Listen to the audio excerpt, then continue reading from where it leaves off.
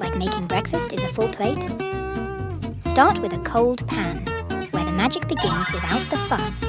Stirring the pot usually means causing trouble, but here it's all about starting something exciting. Heat it up, getting ready for a smooth start. Heating things up in life can mean making things exciting, just like with our pan.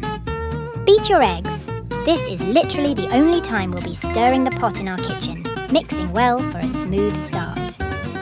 Pour and spread evenly. It's as easy as pie from here, and that means it's really simple, just like pie is easy to eat. Wait for the edges to set. Making this omelette is straightforward, showing that the best things in life, like this recipe, are often the simplest. Fold once the edges are set. Simple steps for great results, proving that sometimes the best outcomes come from the easiest methods. A sprinkle of seasoning, and there you have it, a perfect one-pan omelette. It's a piece of cake, which means it's very easy, just like this was. Making an omelette doesn't have to fill your plate with worry. With this method, it's as easy as pie.